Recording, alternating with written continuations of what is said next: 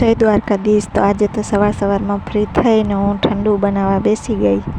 તો મેં 2 જાતનું શરબત બનાવ્યું છે, કાલા કટા અને ગુલાબ। તો તમને કેવું પસંદ છે કમેન્ટ કરીને કહેજો। પછી તો કેરીના આથણા બનાવવાના હતા એટલે કેરી કાપવાનું બેને ચાલુ કરી દીધું ને આ ભાઈ તો અમારો મોબાઈલ જોવે છે, વેકેશનમાં જલસા છે એને।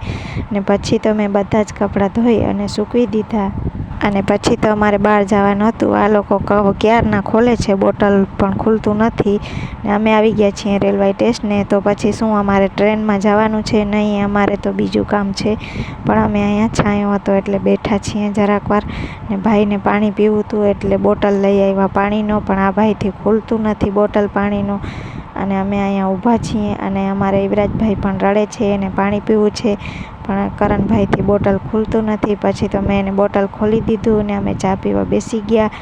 તો અહીંયા ચા પી લીધી, તો તમારે પીવી હોય તો હાલો। અને પછી તો અમારું કામ પતાવીને અમે પાછા ઘર તરફ ચાલતા થયા। તો અમે ચાલતા જઈએ છીએ ને યુવરાજભાઈ અમારો જોવે છે કે ટ્રેન છે, તો ટ્રેનને જોવે છે ને અમે ક્યાં આવી ગયા એ વિચારે છે।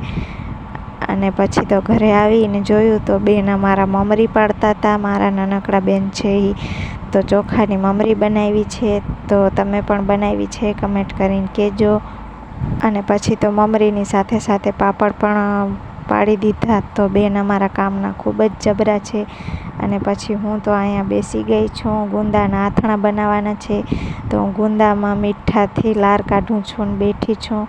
અને બેનને અમારાને બનાવવાના છે ગુંદાના આથણા અને કેરી પણ લઈ આવ્યા છીએ તો એના પણ આથણા બનાવવાના છે। તો થોડીક વાર મહેનત કરી તો અમારા ગુંદાના આથણા પણ મસ્ત મજાના તૈયાર થઈ જશે હમણાં। અને પછી તો મમરી બનાવી હતી એ તળી નાખી અને નાસ્તો કરી લીધો। Like share subscribe.